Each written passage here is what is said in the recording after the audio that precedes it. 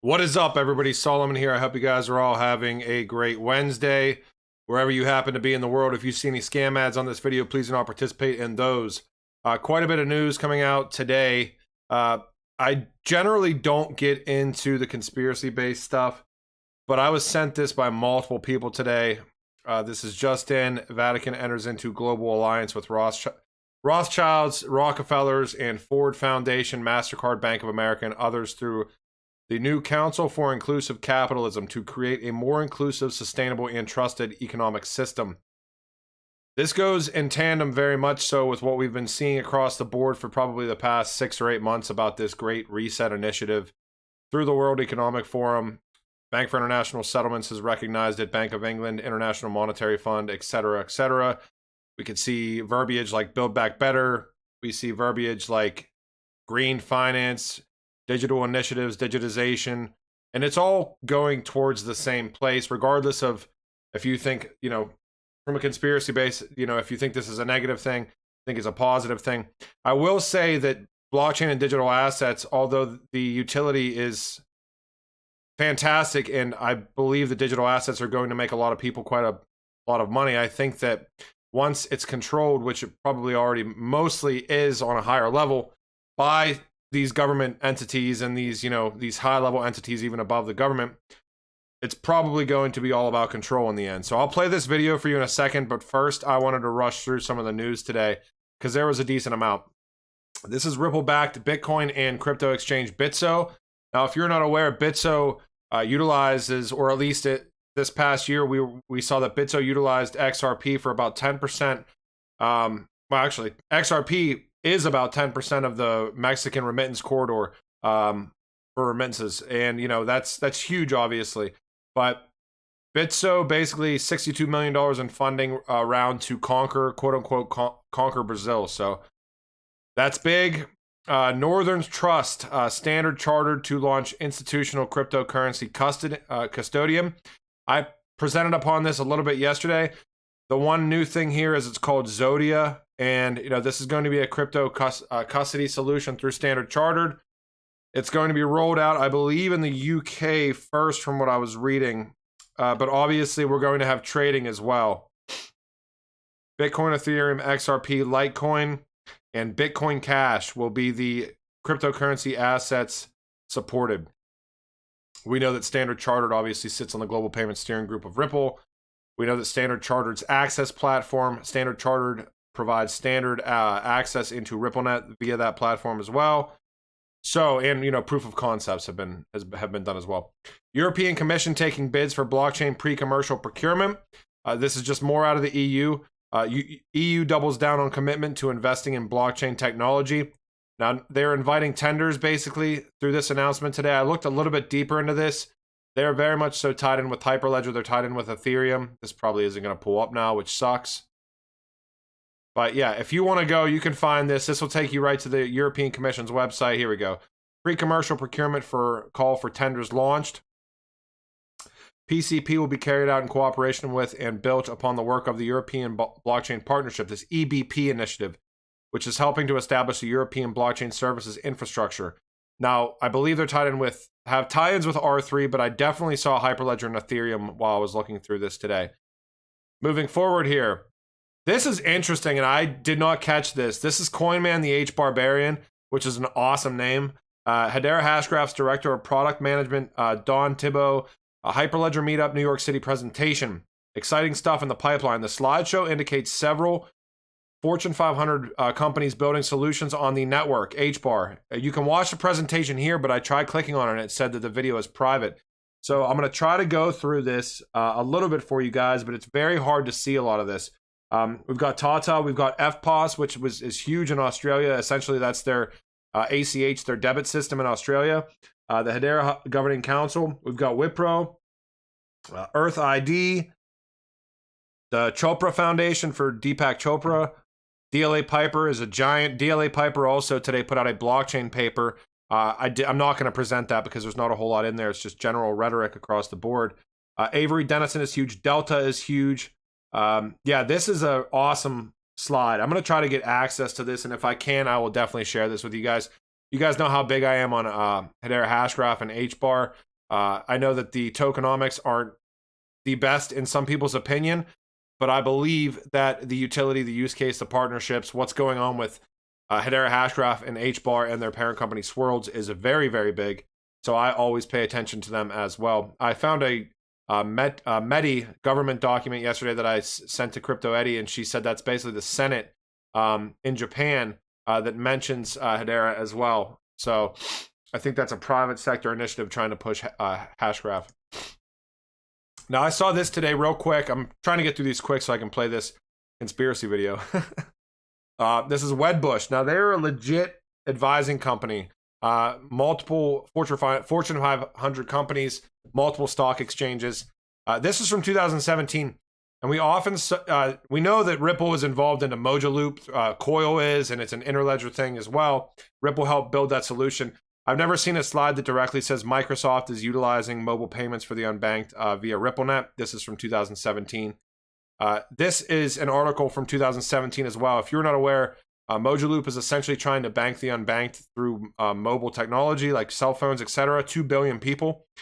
These APIs, the first set through Mojo Loop, were developed by Ericsson, Huawei, Telepin, and Mahindra Comviva. And the creators who built this this technology to build it was Ripple, created the interledger protocol. So ILP is very much so tied into Mojo Loop. Dwala, an API and payments transaction platform provider, they are also huge. Modusbox, and go down the line here. Interestingly enough, Costa Peric, who was in that article, Deputy Director of Financial Services for the Poor at Bill and Melinda Gates Foundation. He is currently serving that role. He also is chairman of the board of directors at Mojo Loop. In July of 2020, a board member at Interledger Foundation, and he served 23 years and 5 months at Swift. Shout out to I Am Legion on Twitter for pointing this out today about the Interledger Foundation. Mojo Loop, Bill and Melinda Gates Foundation, Coil, Google, Modusbox, Rockefeller Foundation. Rockefeller's tie into this quote-unquote conspiracy video too. So Mojo Loop Foundation's YouTube has quite a bit of videos that may be interesting to some people that want to watch. They have like no views on them, which is surprising to me, being how closely tied in they are with Ripple's initiatives, Interledger Protocol, Coil, etc. Last but not least, before I play this video, RippleNet enables my remitter to connect more efficiently with new trusted partners and compete in the global marketplace. Learn more. This is just more adoption for RippleNet. So awesome for Ripple. All right, I'm going to play this because this is a real thing, actually, this global alliance type thing. This is the Council for Inclusive Capitalism with the Vatican. And I'll play this to end this video out. I don't know. My opinion of some of this stuff is it's just crazy that all of these things are aligning. You have people working together, you know, under certain pretenses that you would have never thought would have been working together. We all know that where the power structure lies in the world, though, if we've done our research. And all right, I'm gonna leave you guys with this. Whatever you think about it, let me know down in the comments. I am kind of a neutral player in this, I think, but I am gonna present it to you guys. And you know, we've seen all the ties in with Ripple and some of these people as well. The Rockefellers, Bank of America, obviously. So okay, I'm gonna shut up now and I'll just press play.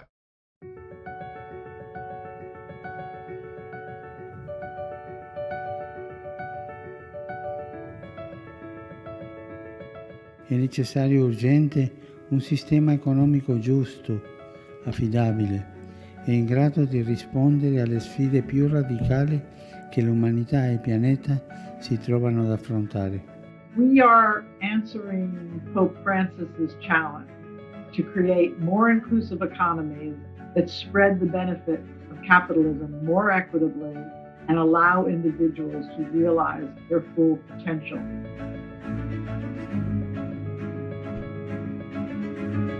A majority of people around the world say that they think their families will be worse off in 5 years. That's a scenario that we simply can't accept. Too much wealth has accreted to too few people. If you make money, what's the point if you're not prepared to share it?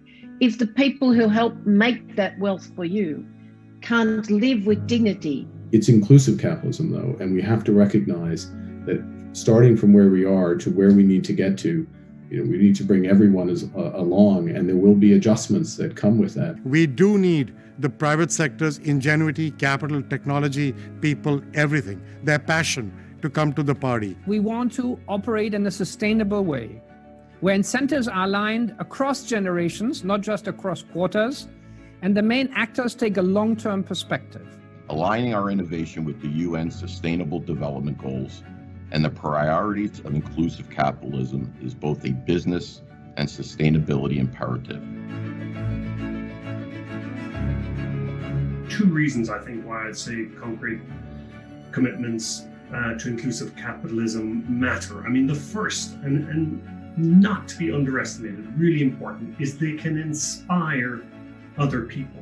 And the second thing that I would say around concrete public commitments is they can help build trust. Leaders in the business community can be a unifying force. They can be a source of opportunity. They can be a source of understanding. So we as business leaders can step up and solve many of these economic problems. I think business plays a very important role in resolving these challenges. I think businesses have to become, part of the solution through leadership by example and through leadership by incentives. We are stewards of this earth.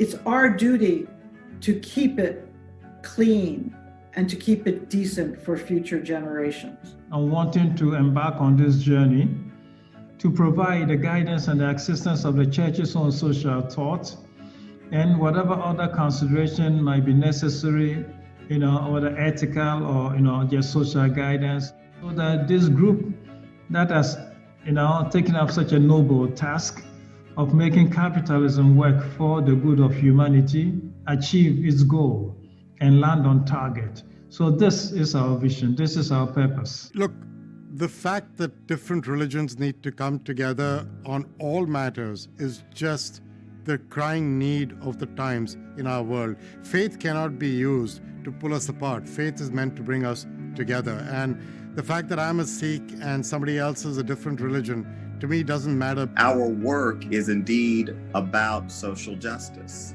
which is rooted in the gospel. The idea that every person deserves to live in a just society. Capitalism is at the heart of innovation that creates higher standard of living. And we know that it's been working. Yet we also know we can do a lot better. We need a new system focused on the well-being of people. It's a big challenge, but if it is done right, the benefits will be immense. It's not just an asset owner, it's not just an asset manager, it's not just a CEO, it's not just these boards of directors. We have to work collectively over the long term.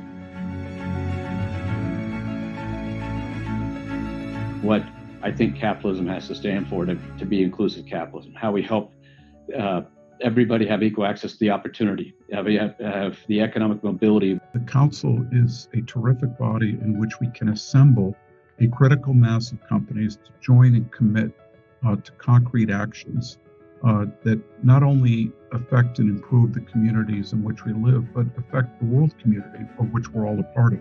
We believe we need more than 1,000 organizations on board, and only with this very purposeful collective action, we will see the systemic change across markets that will make capitalism truly inclusive. We invite all businesses, large and small, and individuals to join us as stewards for inclusive capitalism by going to our website, agreeing the principles, and making your own commitments to inclusive capitalism. Please join us. Thank you.